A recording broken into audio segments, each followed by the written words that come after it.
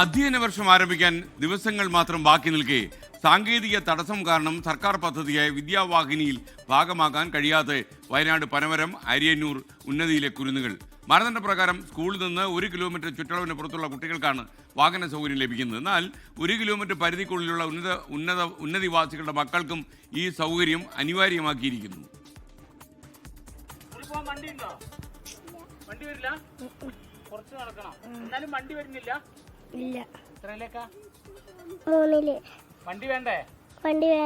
ഗോത്രവിഭാഗത്തിലെ കുട്ടികൾക്ക് സ്കൂളിൽ എത്തുന്നതിനായി വാഹന സൗകര്യം ഉറപ്പാക്കുന്ന സർക്കാർ പദ്ധതിയാണ് വിദ്യാവാഹിനി പദ്ധതി.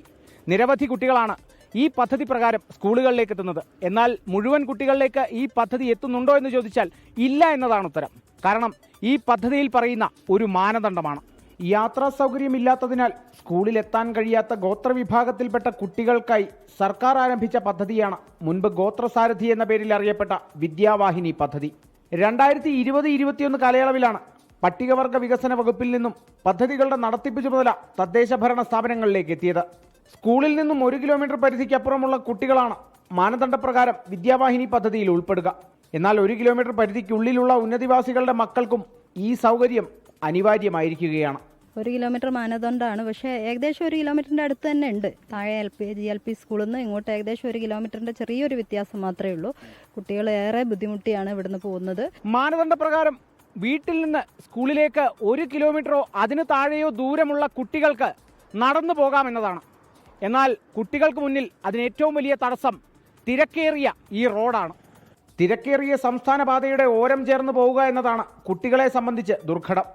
ലോറികൾ ഓരം ചേർത്ത് നിർത്തുന്നതിനാൽ റോഡിലൂടെ നടന്നു പോകേണ്ടി വരുന്നത് ഏറ്റവും അധികം ബാധിക്കുന്നത് ചെറിയ കുരുന്നുകളെ. കുട്ടികളെ സ്കൂളിൽ എത്തിക്കുന്നതിൽ പ്രയാസം നേരിടാറുണ്ടെന്ന് ഉന്നതിവാസികൾ. ഇത് ഹൈവേ ആണ്, നമ്മൾ ചെറിയ കുട്ടികളാണ്. അപ്പോൾ ഈ ഹൈവേ കൂടെ കുട്ടികളിങ്ങനെ നടന്നു പോകുമ്പോൾ നമുക്ക് ഭയങ്കര ബുദ്ധിമുട്ടാണ്. കാറ്റും മഴയൊക്കെ ആകുമ്പോൾ കൂടുതൽ ബുദ്ധിമുട്ടാണ്. അപ്പോൾ ഞങ്ങൾ ചില സമയത്തൊന്നും വിടില്ല. നമ്മൾ ടീച്ചർമാരോട് പറഞ്ഞ് ട്രൈവലിൽ പറഞ്ഞ് പഞ്ചായത്തിൽ പോയി അപേക്ഷ കൊടുത്തു. എന്നിട്ടും അത് നടപ്പിലാകുന്നില്ല. കുട്ടികൾ തന്നെ നോക്കി നടന്നാൽ നമ്മൾ ബൈക്കിൽ തിന്നണ്ടേ? ഞങ്ങൾക്ക് പണിയെടുത്താലല്ലേ കിട്ടുള്ളൂ, അല്ലാണ്ടുള്ള വരുമാനമൊന്നും ഇല്ലല്ലോ. പദ്ധതിയുടെ മാനദണ്ഡങ്ങൾ മൂലം ഉരുവപ്പെടുന്ന ഇത്തരം വിഷയങ്ങൾ വയനാട്ടിൽ മാത്രമല്ല. വിദ്യാവാഹിനിയിലൂടെ എല്ലാ കുട്ടികളിലേക്കും എല്ലാ കുരുന്നുകളിലേക്കും വിദ്യ എത്തിക്കണമെങ്കിൽ സർക്കാരിന് മുന്നിൽ 2 വഴികളാണുള്ളത്. അതിലൊന്ന് പദ്ധതിയിലെ മാനദണ്ഡങ്ങളിൽ വരുത്തേണ്ട പുനഃക്രമീകരണമാണ്. അതല്ലെങ്കിൽ മാനദണ്ഡം പൂർണ്ണമായും ഒഴിവാക്കുക.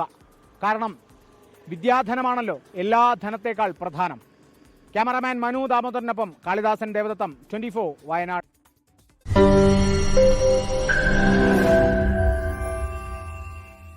ലോകത്തെവിടെയായാലും ഏത് സമയത്തും 24 വാർത്തകളും ഓഗ്മെന്റഡ് റിയാലിറ്റി പാക്കേജുകളും എക്സ്പ്ലെയിനറുകളും വിശദമായി കാണാൻ ഞങ്ങളുടെ യൂട്യൂബ് ചാനൽ നിങ്ങൾക്ക് സബ്സ്ക്രൈബ് ചെയ്യാം.